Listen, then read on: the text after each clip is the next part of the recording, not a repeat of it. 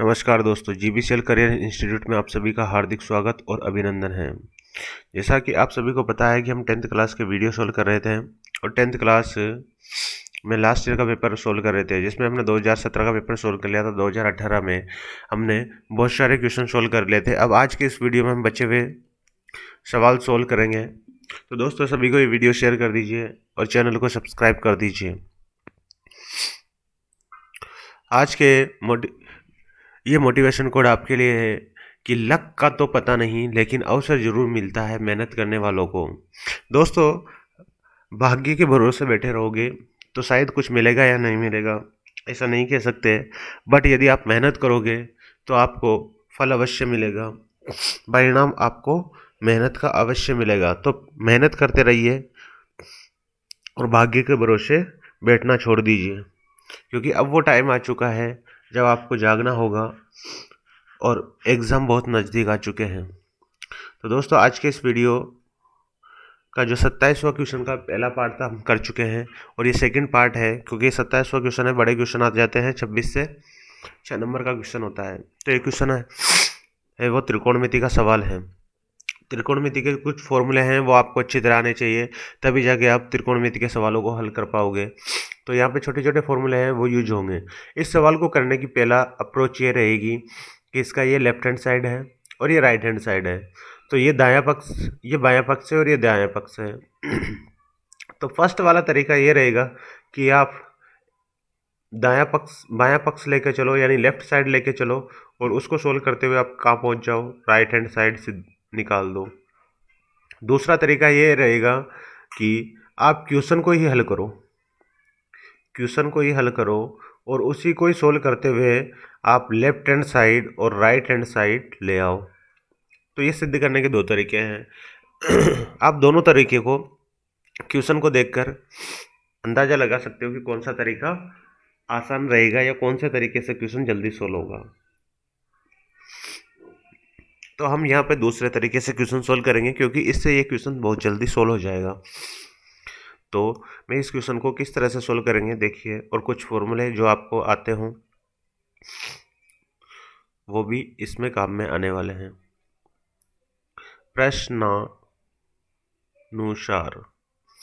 प्रश्नानुसार क्या लिखा हुआ है कि sine theta plus cos theta equals to P दिया हुआ है, इसको समीकरण 1 नाम दे दो।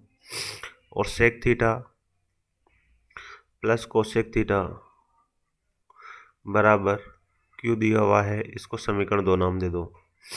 अब देखो, यहाँ से सेक थीटा और कोसेक थीटा को हम साइन और कोस के पद में लिख सकते हैं। तो 1 बटा सेक थीटा को क्या लिख देंगे, cos theta, plus cosec theta को क्या लिख सकते हैं, 1 बटा साइन थीटा बराबर क्या है, क्यू।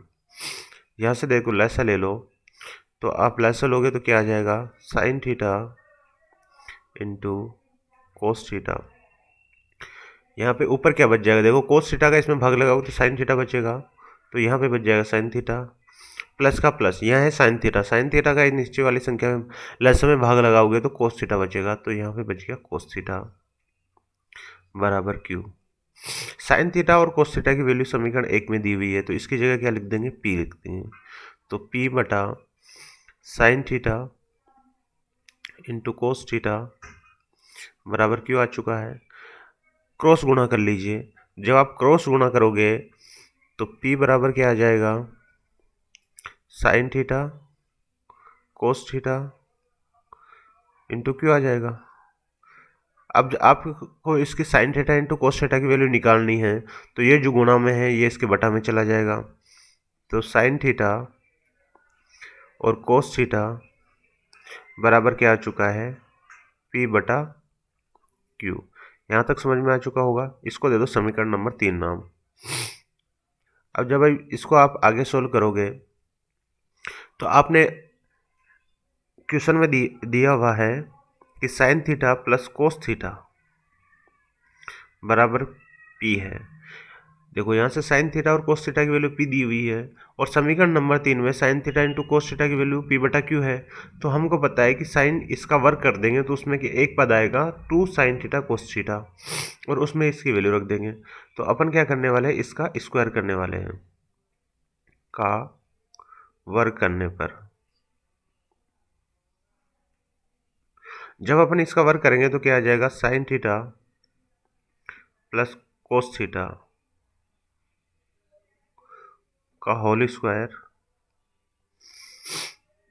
और पी स्क्वायर। तो साइन थीटा को ए प्लस बी के फॉर्मूले से खोलना होगा, साइन थीटा का स्क्वायर प्लस कोस थीटा का square plus 2 sign theta into cos theta बराबर पी स्क्वायर। देखो sine square theta plus cos square theta की वैल्यू क्या होती है, 1 होती है, plus 2 sign theta cos theta. समीकरण 3 में क्या दिया हुआ है, साइन थीटा और कोस थीटा की वैल्यू दी हुई है। समीकरण 3 से मान रख देंगे 2 into sine theta cos theta ऐसे कैसे ही बराबर पी स्क्वायर। समीकरण 3 से मान रखने पर, जब अपन समीकरण 3 से मान रखेंगे तो क्या हो जाएगा, 1 प्लस 2 साइन थीटा और कोस थीटा की जगह क्या आ जाएगा, पी बटा क्यू बराबर पी स्क्वायर। आप इसको हल कर लीजिए, इधर लसा ले लेते हैं, क्यू लसा आ जाएगा तो क्या बच जाएगा, क्यू प्लस 2p ऐसे कैसे आ जाएगा बराबर पी स्क्वायर। वज्र गुणा कर लीजिए, वज्र गुणा करेंगे तो क्या आ जाएगा, q प्लस 2p बराबर पी स्क्वायर इंटू क्यू। अब देखो इसको पक्षांतरण कर लेते हैं, क्योंकि अपन को किसकी वैल्यू चाहिए, 2p की वैल्यू चाहिए, तो बाकी की संख्या को इधर भेज देते हैं। तो 2p की 2p यहाँ पे आ जाएगा Q square Q minus Q. 2p का 2p आ जाएगा, इसमें q इसके पास भी है, पहले पद में भी और दूसरे पद में भी है, तो क्यू स्क्वायर बच जाएगा। जब q कॉमन ले लिया तो पी स्क्वायर माइनस 1 यहाँ बच जाएगा। देखो यही हमें निकालना था और ये आ चुका है। इसको आप क्वेश्चन के अनुसार जमा के लिख सकते हो, q into P square minus 1 बराबर 2p। ये हेंस प्रूव हो चुका है, इति सिद्धम। तो ये हमें निकालना था और ये क्वेश्चन आपको अच्छी तरह समझ में आ चुका होगा, क्योंकि इसमें हमने कोई ज़्यादा बड़े फॉर्मूले यूज में नहीं लिए हैं, छोटे छोटे से फॉर्मूले थे और उन्हीं को इसमें काम में लिया गया है। तो वो फॉर्मूले आपको अच्छी तरह आने चाहिए। इसका सेकंड पार्ट करते हैं, क्वेश्चन नंबर 27 का क्या दिया हुआ है, वो भी त्रिकोणमिति का ही सवाल है। और इस सवाल में क्या दिया हुआ है कि सिद्ध करना है। तो इस सवाल में हम लेफ्ट हैंड साइड, यानी जो हमने पहला वाला तरीका था उससे इसको हल करेंगे, यानी इसमें दायां पक्ष लेंगे, फिर दायां पक्ष को हल करके हम बायां पक्ष निकालेंगे। तो लेफ्ट हैंड साइड इसको बोलते हैं दायां बायां पक्ष। इसको लिखेंगे कोस ए बटा 1 minus ten A plus sign A upon 1 minus cot A. Ten को और कोट को हमें साइन और कोस के पद में लिखना है, क्योंकि जो हमारा आंसर दिया हुआ है वो साइन और कोस के पद में दिया हुआ है। तो वही करने वाले हैं हम। कोस ए का कोस ए ऐसे कैसे लिख दिया, 1 माइनस टेन को क्या लिख देंगे साइन और कोस के पद में, साइन ए बटा कोस ए, यही होता है टेन। साइन ए का साइन ए आ जाएगा 1 माइनस कोट को क्या लिखते हैं, कोस ए बटा साइन ए। अब इसको देखो नीचे ऊपर वाले पद को ऐसे कैसे रखना है, नीचे वाले पद में कॉमन ले लेते हैं, लस से ले लेंगे, नीचे वाले पद में लस से ले लेंगे तो क्या आ जाएगा, ऊपर आया है कोस ए, कोस ए ऊपर है, नीचे लस आ गया कोस ए, तो यहां पे क्या बच गया, कोस ए माइनस साइन ए।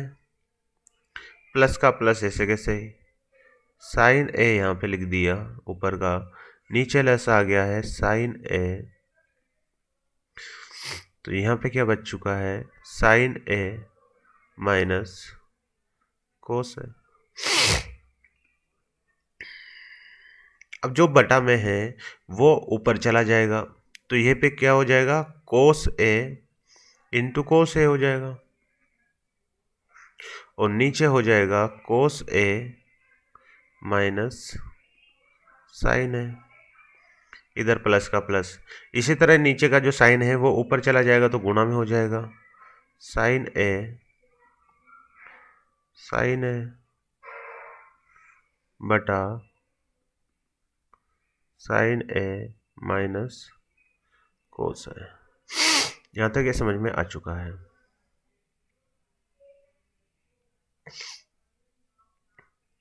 अब नीचे वाली संख्या में क्या करेंगे कि ये हो जाएगा ऊपर से कोस गुणा होगा तो कोस स्क्वायर ए हो गया। नीचे में माइनस कॉमन ले रहा हूं, माइनस बाहर आ जाएगा तो क्या बच जाएगा नीचे साइन ए धन का हो जाएगा और कोस ए ऋण का हो गया, प्लस का प्लस, इधर क्या हो जाएगा साइन स्क्वायर ए हो गया और नीचे साइन ए माइनस कोस ए हो गया। देखो नीचे दोनों में समान संख्या बच चुकी है तो लसा भी समान संख्या आ जाएगी, साइन ए माइनस कोस ए कॉमन आ चुका है, लसा आ चुका है। यह क्या बच गया माइनस कोस स्क्वायर ए माइनस कोस स्क्वायर ए प्लस का साइन स्क्वायर ए बच गया। अब मैं इसको लिख रहा हूँ साइन स्क्वायर ए माइनस कोस स्क्वायर ए, क्योंकि धन वाली संख्या आगे लिखते हैं और ऋण वाली संख्या बाद में लिखते हैं,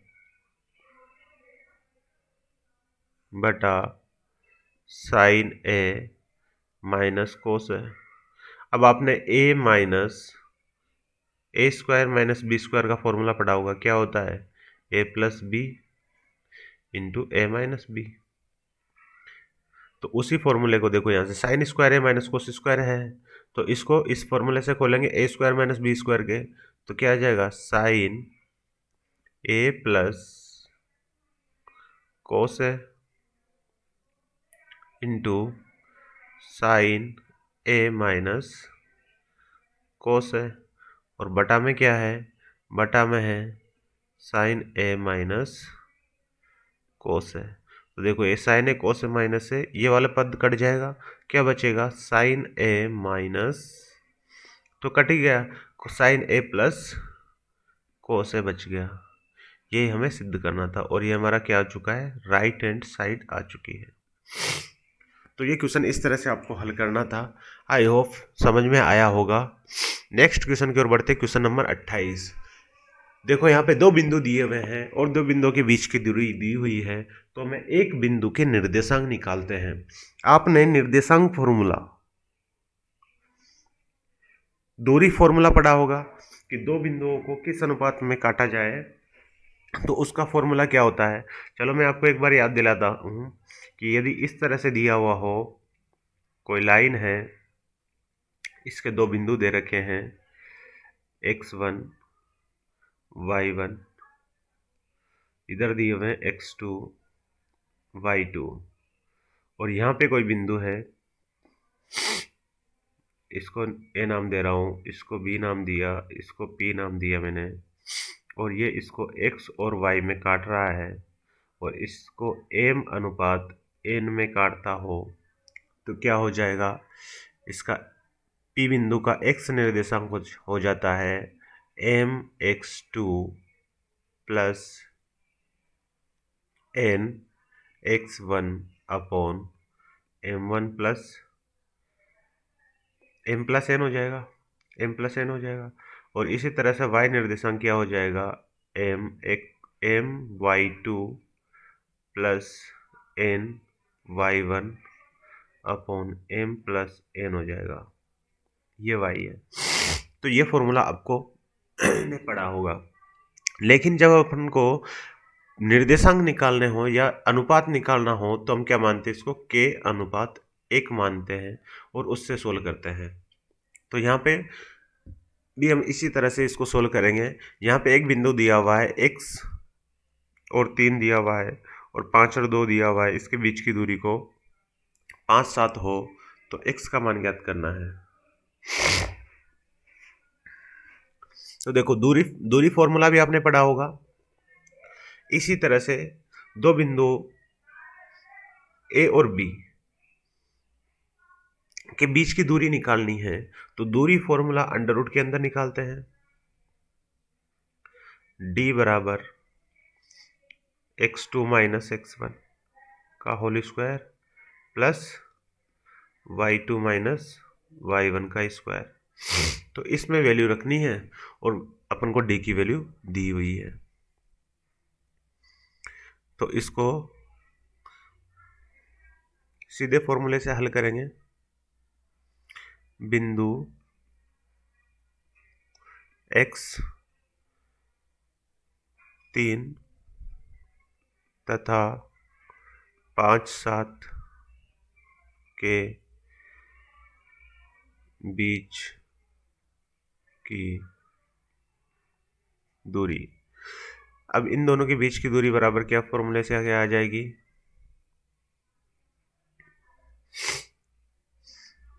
5 माइनस x का स्क्वायर प्लस 7 माइनस 3 का स्क्वायर। और ये किसके बराबर है, ये है 5 के बराबर। दोनों बिंदुओं के बीच की दूरी 5 के बराबर है।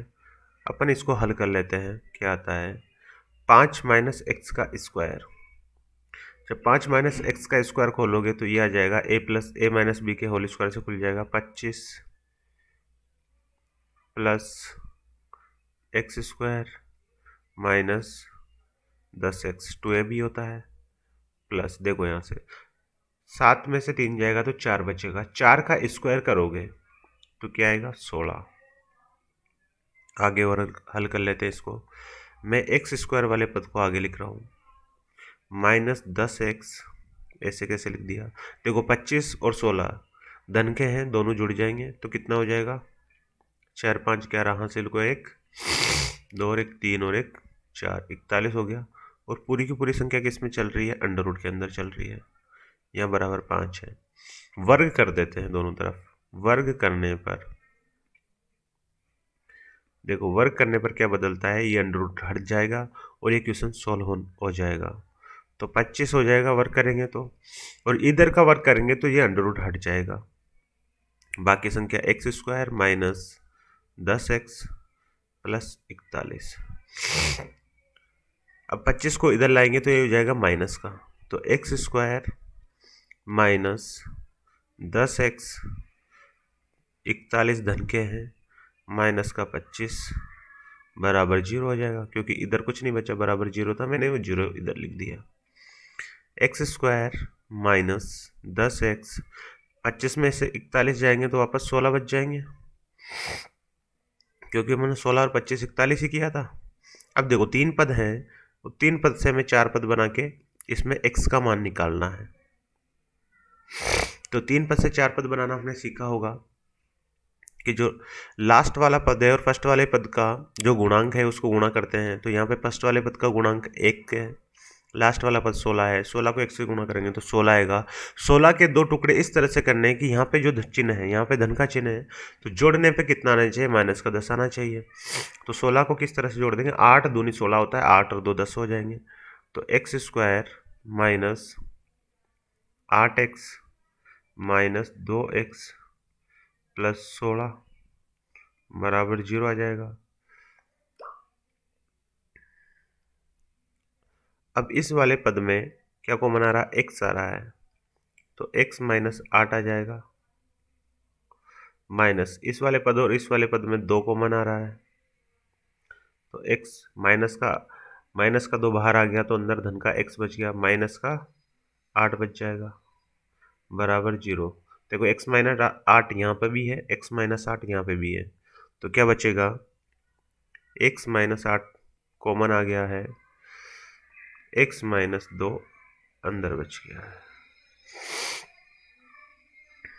अब देखो दो संख्याओं का गुणनफल 0 के बराबर, इसका मतलब या तो ये 0 हो जाएगी यानी x माइनस 8 बराबर 0 आ जाएगा, या फिर x माइनस 2 बराबर 0 आ जाएगा। तो x की भी दो मान आ चुके हैं, एक तो x बराबर 8 आ चुका है या x बराबर 2 आ चुका है। तो आंसर हमारा क्या हो जाएगा? आंसर हो जाएगा x की वैल्यू या तो 2 होगी या फिर 8 होगी। तो ये क्वेश्चन इस तरह से करना था और आपको अच्छी तरह समझ में आ चुका होगा, क्योंकि कुछ नहीं है, एक ही फॉर्मूला यूज करना था, डिस्टेंस फॉर्मूला, दूरी फॉर्मूला। क्वेश्चन नंबर 28 का सेकंड पार्ट, ज्ञात कीजिए कि रेखा 3x प्लस वाई बराबर 9 बिंदुओं 1 और 3 और 2 और 7 को मिलाने वाले रेखाखंड को किस अनुपात में विभाजित करेगी। देखो, मैंने पिछले क्वेश्चन में भी बताया है कि दो बिंदुओं को मिलाने वाले रेखाखंड को विभाजन अनुपात निकालना है, तो हम क्या मानते हैं कि रेशो 1 मान लेते हैं। तो उसी तरह से इसको सोल्व करेंगे। माना बिंदु 1,3 तथा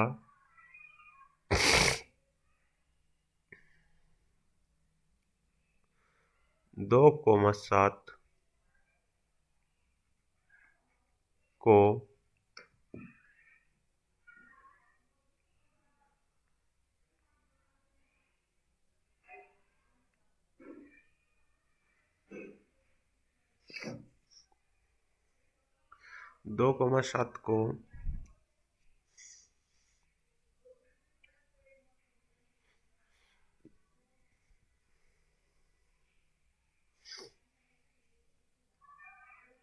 रेखा किस अनुपात में विभाजित करा देते हैं? के रेशो 1 में विभाजित करती है।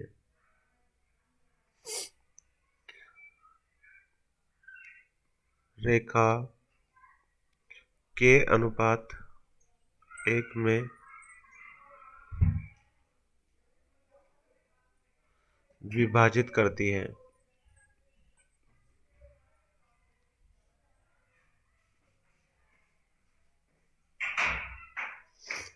अब देखो, दोनों को यदि के रेशो 1 में डिवाइड करती है तो यहां से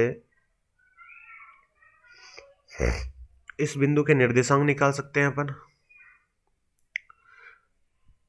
तो यहां से x की वैल्यू कितनी आ जाएगी? x की वैल्यू आ जाएगी, के रेशो 1 में डिवाइड कर रही है। मान लेते हैं ये एक रेखा है और इसके निर्देशांक x और y हैं, और ये बिंदु हमने a मान लिया है, ये बिंदु हमने b मान लिया है। तो a और b को कोई k अनुपात 1 में बांट रहा है। तो x निर्देशांक क्या हो जाएगा? k गुणा हो जाएगा किससे? 2 से, 2k plus 1 upon k plus 1 आ जाएगा। और y के निर्देशांक क्या आ जाएंगे? y के निर्देशांक आ जाएंगे 7k प्लस 3 बटा k प्लस 1 आ जाएगा। अब हमें ये पता है कि x y है, ये इस वाली रेखा पर 3x प्लस y पर भी स्थित होंगे, क्योंकि ये a और b रेखा को ही तो 3x प्लस y रेखा काट रही है, और वो कहाँ पे काट रही है? x और y बिंदु पर काट रही है। तो x और y के जो निर्देशांक निकाले हैं वो रेखा पर स्थित होंगे। अतः समीकरण 3x प्लस y बराबर 9 में मान रखने पर जब हम इसमें मान रखेंगे तो क्या आ जाएगा? 3 का 3 आ जाएगा। x की जगह क्या आ जाएगा? 2k plus 1 upon k plus 1 आ जाएगा। प्लस का प्लस, y की जगह क्या रख देंगे? 7k प्लस 3 बटा k प्लस 1 आ जाएगा बराबर 9। देखो, k प्लस 1 नीचे बटा में यहाँ भी है, यहाँ पे भी है, तो कॉमन आ जाएगा पूरा का पूरा। k प्लस 1 कॉमन आ चुका है। यहाँ पे क्या आ जाएगा? 6k प्लस 3 और यहाँ प्लस का प्लस, और ये संख्या ऐसे कैसे आ जाएगी, 7k + 3 बराबर 9। अब आप ऊपर वाली संख्या को जोड़ लीजिए, हल कर लीजिए, तो 6k और 7k कितना हो जाएगा, 13k हो जाएगा, प्लस 3 और 3 6 हो जाएगा, बटा में क्या बच चुका है, k + 1 बच गया है, बराबर 9। अब देखो इसके बटा में एक है, वज्र गुणा करके हल करोगे तो क्या आ जाएगा, 13k + 6 बराबर 9k + 9। 9 के इधर पक्षांतरण हो जाएगा, 13k - 9k, और ये 9 का 9 ऐसे, और 6 को मैं इधर पक्षांतरण करूंगा तो ये माइनस का हो जाएगा, तो 13k में से 9k जाएगा तो 4k बच जाएगा, और 9 में से 6 जाएगा तो 3 बच जाएगा। तो k की वैल्यू कितनी आ चुकी है, 3/4। तो k अनुपात 1 माना था हमने, तो k के बटा 1 है, तो जो अनुपात में विभाजित कर रही है वो अनुपात आ जाएगा, अतः रेखा 3/4 अनुपात में विभाजित करेगी।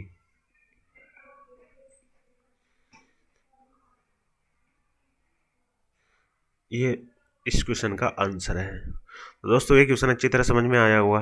अब क्वेश्चन नंबर 29 की तरफ चलते हैं। एबीसी एक समकोण त्रिभुज है जिसका बी कोण समकोण है, भुजा ए बी पर डी बिंदु है तथा बी सी पर ई बिंदु है, तो हमें ये सिद्ध करना है। तो देखो इस तरफ के सवाल किस तरह से हल होंगे, पहले आपको डायग्राम बनाना है। ये एक समकोण त्रिभुज है,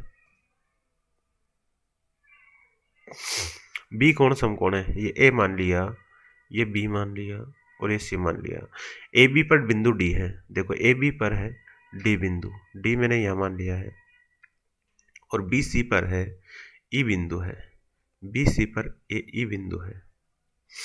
तो हम इनको जोड़ देते हैं, तो मैं ए को ई से जोड़ दिया है, डी को भी ई से जोड़ देते हैं,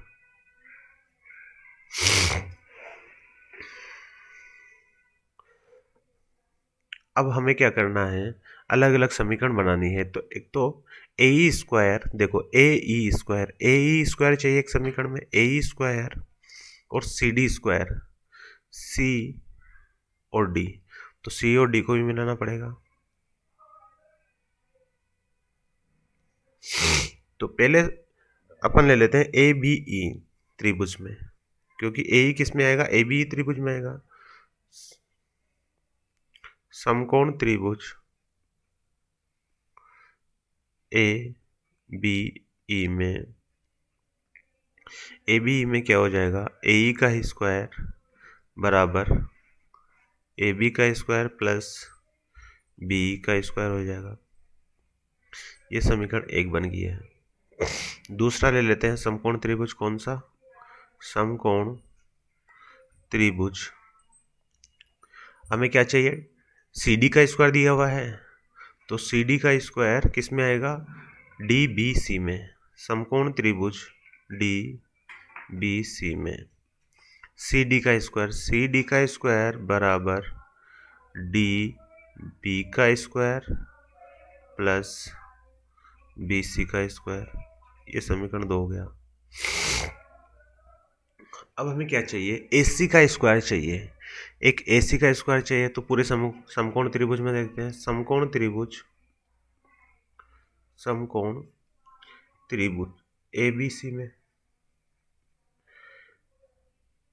एबीसी में क्या हो जाएगा, ए सी का स्क्वायर बराबर ए बी का स्क्वायर प्लस बी सी का स्क्वायर। ये समीकरण 4 हो गई है। हमें चाहिए डीई का स्क्वायर, देखो डीई का स्क्वायर किस में आ जाएगा, डीई का स्क्वायर जाएगा डी बी ई में, समकोण त्रिभुज डी बी ई में डीई का स्क्वायर बराबर डी बी का स्क्वायर प्लस बीई का स्क्वायर। ये समीकरण 5 होगी। इन सभी समीकरणों को जोड़ देते हैं। सबसे पहले हम क्या करते हैं, समीकरण 1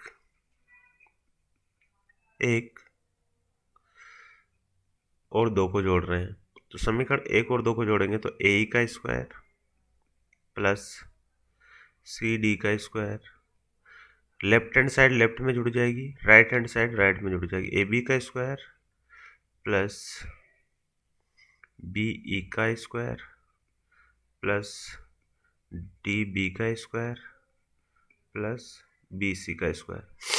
अब देखो यहाँ से ए बी का स्क्वायर और बी सी का स्क्वायर को जोड़ोगे तो क्या आ जाएगा, ए बी का स्क्वायर और बी सी का स्क्वायर जोड़ोगे तो ए सी स्क्वायर आ जाएगा। तो इसकी जगह लिख रहा हूँ ए सी का स्क्वायर, बी का स्क्वायर और डी बी का स्क्वायर, बी ई का स्क्वायर डी बी का स्क्वायर को जोड़ोगे तो क्या आ जाएगा, डी ई का स्क्वायर, और ये ए ई का स्क्वायर प्लस सी डी का स्क्वायर। तो ये लेफ्ट हैंड साइड किसके बराबर आ चुकी है, राइट हैंड साइड के। तो ये क्वेश्चन इस तरह से हल करना था। आई होप ये क्वेश्चन आपको समझ में आया होगा। अब यहाँ पे 29वें क्वेश्चन का सेकंड पार्ट है। यदि एक चक्रीय चतुर्भुज की दो भुजाएं समानांतर हो तो सिद्ध कीजिए कि शेष भुजाएं बराबर होगी और विकर्ण भी बराबर होंगे। देखो चक्रीय चतुर्भुज आप सब जानते हो कि ऐसा चतुर्भुज होता है जिसके चारों शीर्ष क्या होते हैं, वृत्त की परिधि पर होते हैं। तो एक चक्रीय चतुर्भुज बनाते हैं।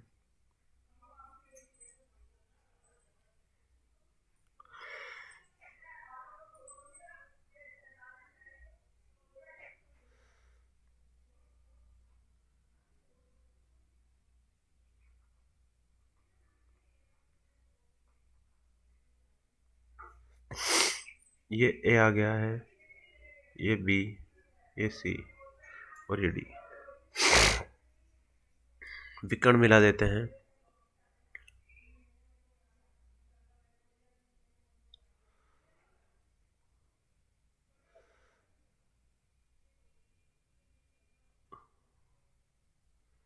और विकर्ण कहाँ पे प्रतिच्छेद कर रहे हैं, ओ बिंदु पर। तो ये ओ बिंदु है। दो भुजाएं समानांतर है, माना ए बी समानांतर है सी डी के, तो क्या हो जाएगा कोण। देखो दो समानांतर भुजाएं समानांतर है तो ये वाला कोण और ये वाला कोण बराबर हो जाएंगे, एकांतर कोण है। तो कोण सी डी बी बराबर हो जाएगा कोण डी बी ए के,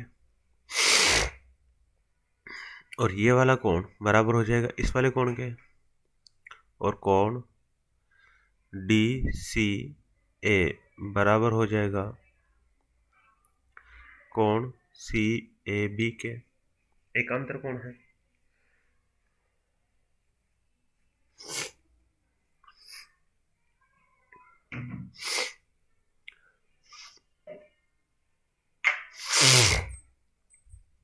यदि हम त्रिभुज की बात करें,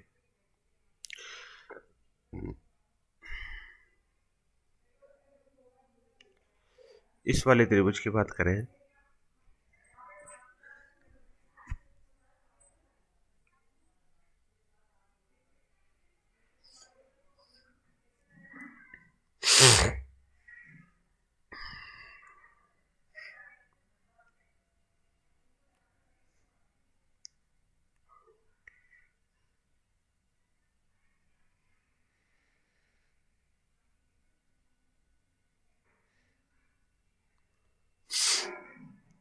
त्रिभुज की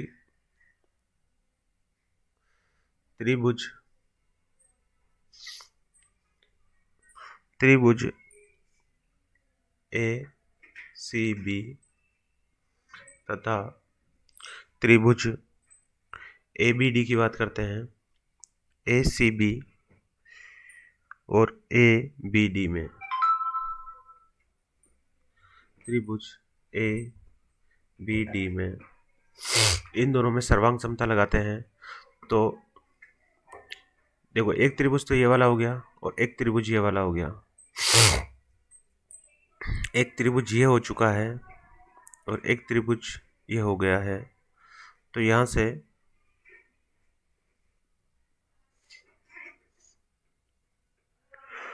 BC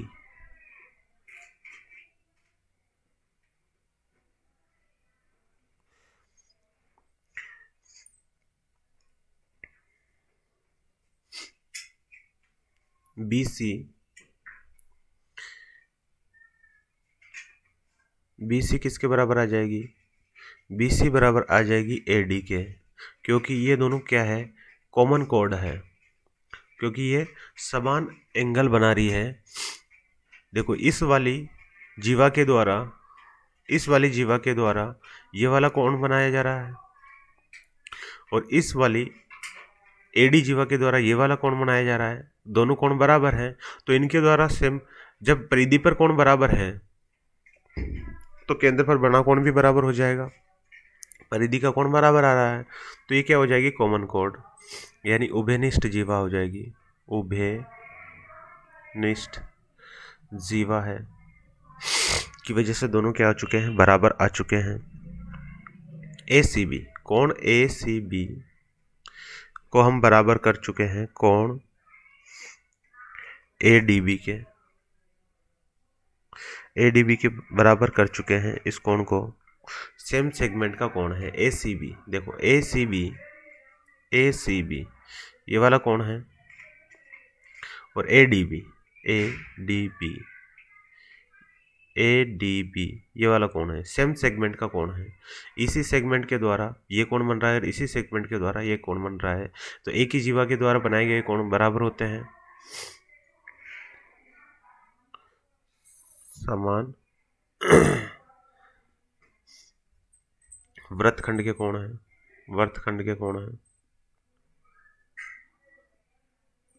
समान वृत्तखंड के कोण है, और AB दोनों में कॉमन है ही सही, AB बराबर AB है ही सही। तो कौन सा नियम लग जाएगा, SAS नियम से क्या हो जाएंगे, ट्राइंगल त्रिभुज ACB सर्वांग समभुज हो गया है ट्राइंगल ABD के। जब दोनों ट्राइंगल सर्वांग सम आ चुके हैं तो क्या हो जाएगा, शेष भुजा भी समान आ जाएगी। AC बराबर क्या आ जाएगा, BD आ जाएगा। AC बराबर BD आ जाएगा।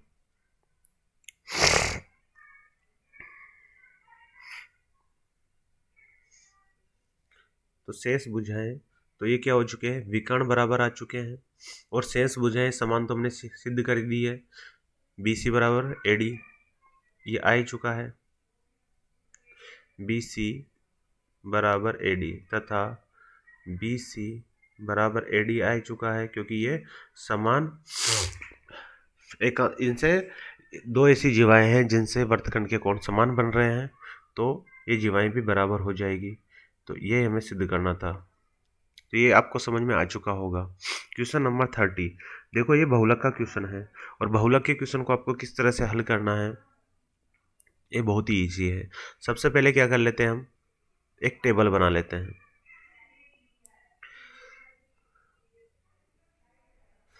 इसमें क्या दिया हुआ है, प्राप्तांक।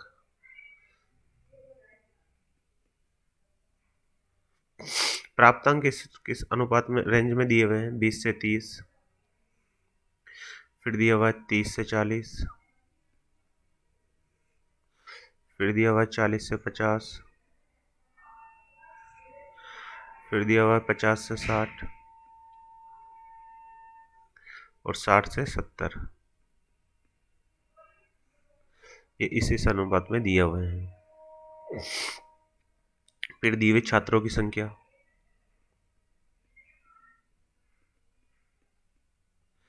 देखो छात्रों की संख्या का अनुपात क्या क्या दिया हुआ है, 4, 28, 42, 20 और 6।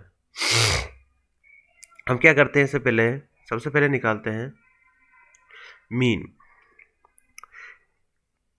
मिड वैल्यू निकालते हैं, मध्य बिंदु निकालते हैं, मध्य बिंदु।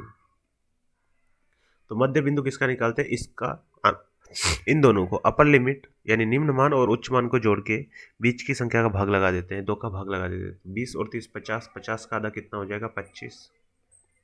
इस तरह से 35 और 30 और 40 70, 70 का आधा 35। अब इसमें 10 जोड़ते जाइए, 45, 55 और 65।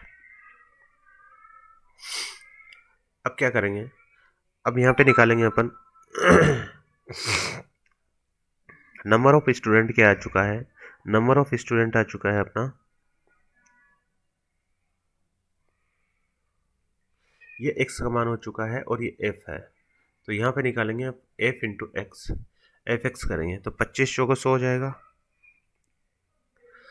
35 इंटू 28 करेंगे तो 35 इंटू 28 980 हो जाएगा।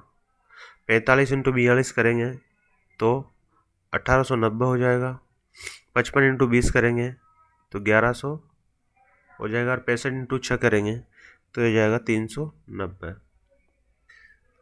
ये हमें समीकरण बंद हो चुकी है। इस तरह से आपको टेबल बनाना था। अब यहाँ पे जो वैल्यू निकालनी है वो निकालनी है अपन को माध्य।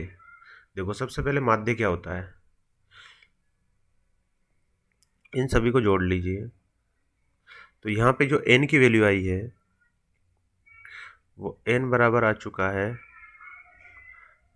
100 आ गया, और F x into summation F x F I और एक्स आई की जो वैल्यू आई है वो वैल्यू आ चुकी है 4460। इन सबको आप ऐड कर दोगे, एफ और एक्स को हमने गुणा करके लिखा है। अब देखो आपको मीन माध्य निकालना है, तो माध्य के लिए क्या करना होगा,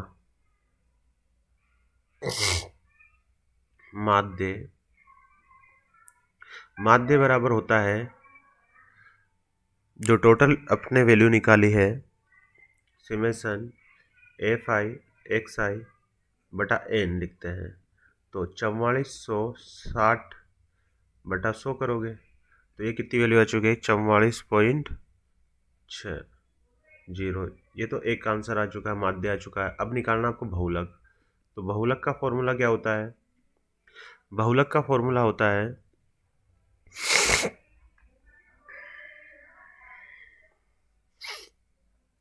बहुलक का फॉर्मूला क्या होगा, बहुलक का फॉर्मूला हो जाएगा L प्लस H इंटू, यहाँ पे लिखते हैं अपन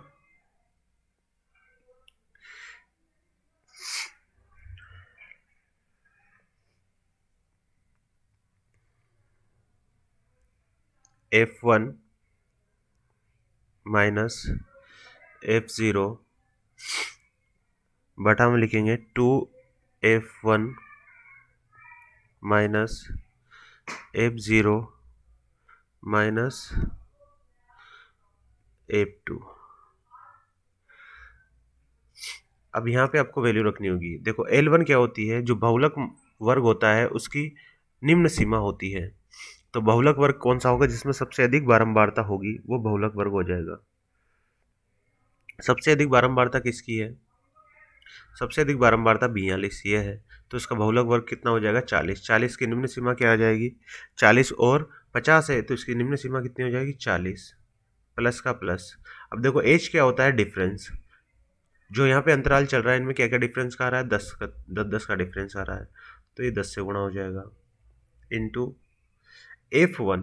F1 क्या होता है, बहुलक वर्ग की बारंबारता। तो ये हो जाएगी 42, बहुलक वर्ग की बारंबारता 42 है।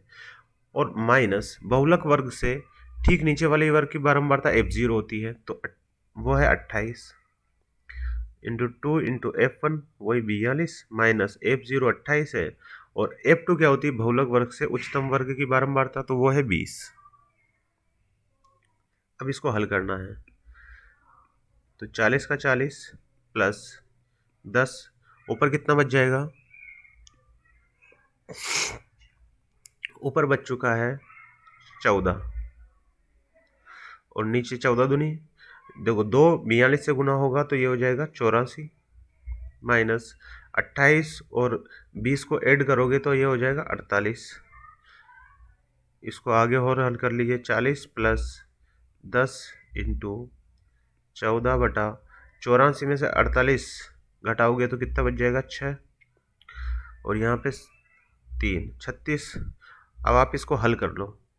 तो जब आप इसको हल करोगे तो इसका आंसर आ जाएगा 43.89, क्योंकि ये 40 में बाकी की संख्या जोड़ेगी। तो ये क्वेश्चन आपको अच्छी तरह से समझ में आ चुका होगा, एकदम इजी सवाल है और बहुलक के तो सारे सवाल इजी होते हैं। तो दोस्तों ये वीडियो आपको कैसा लगा? यदि पसंद आया हो तो वीडियो को शेयर कर दीजिए और चैनल को सब्सक्राइब कर दीजिए। नेक्स्ट वीडियो में आपका इंतज़ार रहेगा। तब तक के लिए धन्यवाद।